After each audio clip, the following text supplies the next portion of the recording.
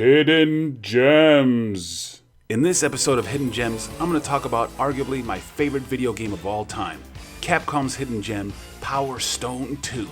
This game came out in arcades in the year 2000, right? Remember that? It came out in the year 2000 in arcades and on Dreamcast. Power Stone 2 was designed by Hideaki Itsuno. Now, I hope I said that name right, and if I didn't, I apologize. But it explains why I like this game so much, because he designed almost all of my favorite fighting games from Capcom. He worked on Devil May Cry, he worked on Street Fighter Alpha 3, he worked on Rival Schools, so I guess that's why I love this game so much.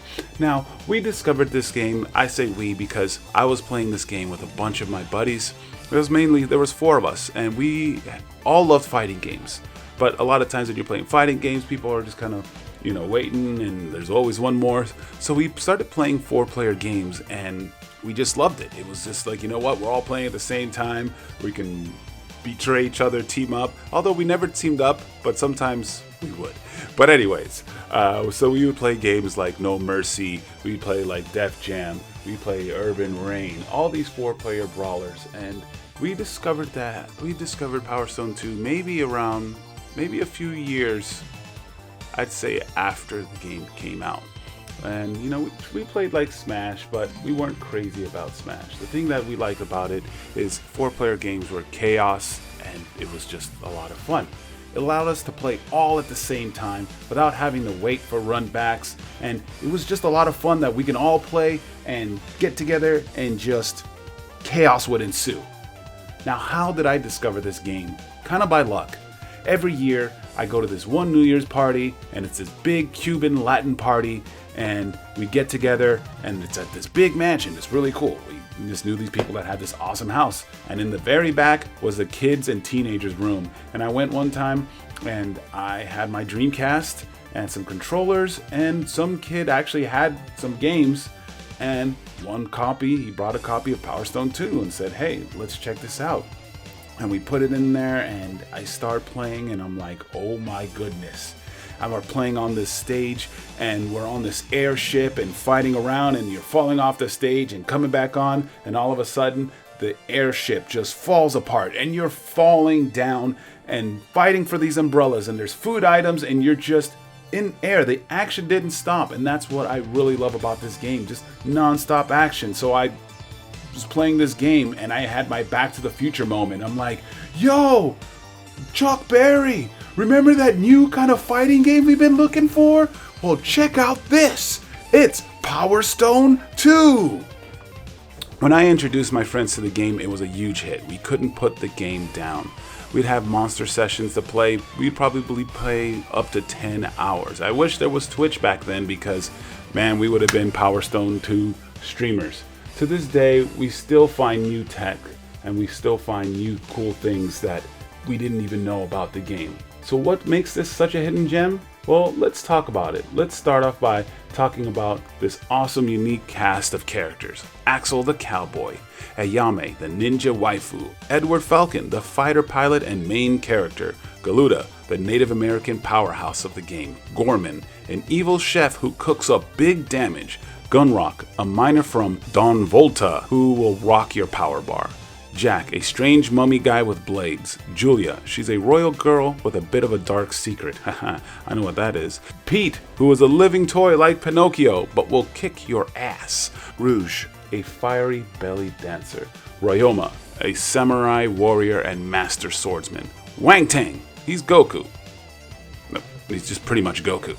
Now let's talk about these amazing stages. I already talked to you about the Sky stage, so let's check out Tomb, my favorite stage, or as I like to call it, the Indiana Jones stage.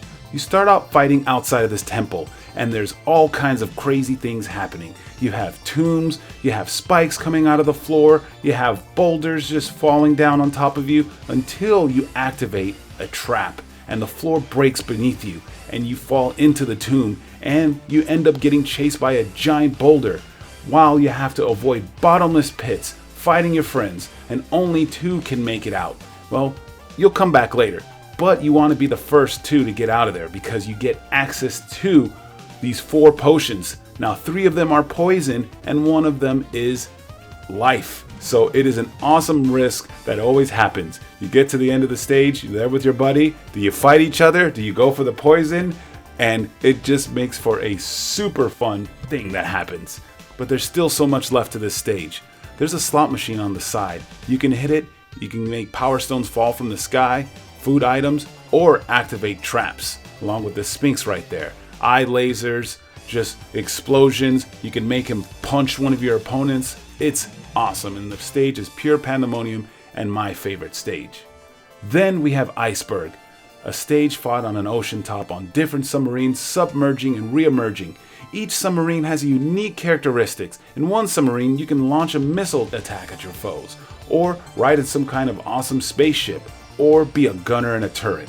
And the cool part is, if you fall off the submarine, you get to swim like a dolphin. The stage ends in a big iceberg, and there's also kind of real cool things. So depending on what submarine crashes into the iceberg, you're stuck with that one. And if you're strong enough, you get to pick up one of these giant ice blocks. Or if you're not, you just push it.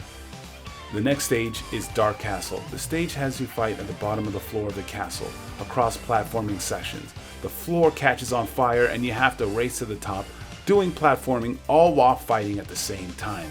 Once you make it to the top, you want to be the first too, because if not, you lose your power stone and whatever cool thing that you had on you at the time. So once you get to the final part, you're in the bell room and all kinds of things are there. You have spooky ghosts that if you hit them, you get food. There's all kinds of trap doors and ways to get around the stage. There's these pots that if you throw them at your opponent, they get dizzy. It's an awesome stage. The next stage is Space Station, kind of fighting on some intergalactic airport. And what does that have to do with Power Stone? I have no idea, but it's awesome. There's some kind of intergalactic baggage claim, which you can get up some nice items in Power Stones. But once the elevator lift goes up, you gotta get up there. And each stop is a unique spot for your opponents to fight. But then what happens when you get to the top? It's an alien! Now, there are some unlockable stages, but they're not dynamic like the others. And to me, that's why I like Power Stone 2 over Power Stone 1. Because the stages are so dynamic. You're fighting at every point of the stage and something's happening, and each part offers you a unique challenge to the game, which to me makes it more fun, plus the fact that I get to play with 4 players. But now let's talk about the non-dynamic stages. First, we have the desert stage, which is the sub-boss where you fight the mid-boss Pharaoh Walker, a large giant stage with good room to run and push some cactuses around. Next is Extra Stage 1, fought inside Mill's shop. This stage is just nothing but pandemonium and non-stop action. Extra Stage 2, the annoying one, fought on a narrow catwalk along with 2 metal beams in between 2 skyscrapers. You're constantly falling off the stage, not very fun. Stage 3, the slightly less annoying one, a stage fought on a unique airborne platform hovering over the ocean. Now gameplay. Let's talk about this a little bit.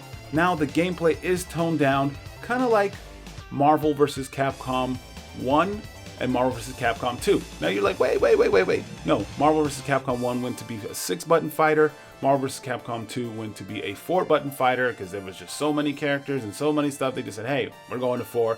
So that's what Power Stone did. They kind of just said, hey, we're going to take down a couple little features. We're going to take some supers down, and we're going to take this little extra button, and we're just going to make this game a little bit more crazy. Now, gameplay of this, there is no block button. So you got to be handy with the dodges and counters. So if somebody's throwing a box at you, you got to hit the button right at the same time as you would catch it. So you got to like pretty much, someone throws a box, boom, you got to catch it.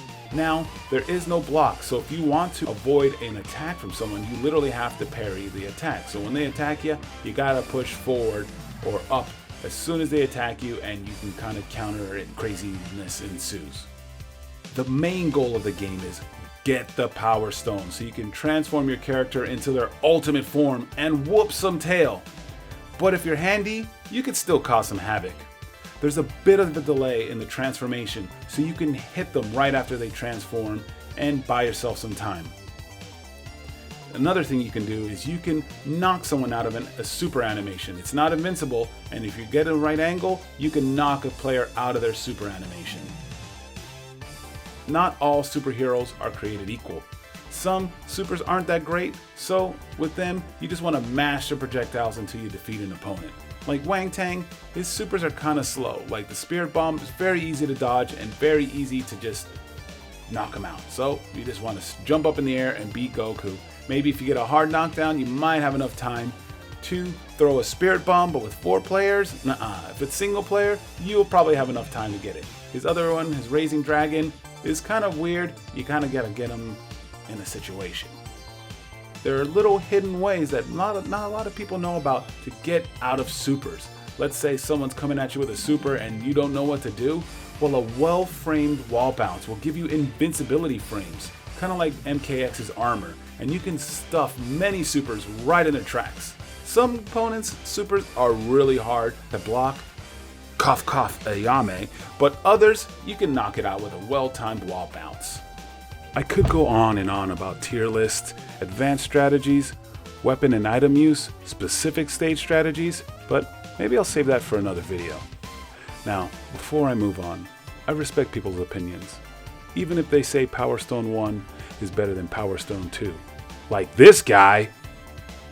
Now I know they did simplify the controls, but in my opinion, this game blows 1 out of the water due to the dynamic stages, where every part of the stage offers a fun and unique experience, making it Capcom's most unique and treasured brawler fighting game.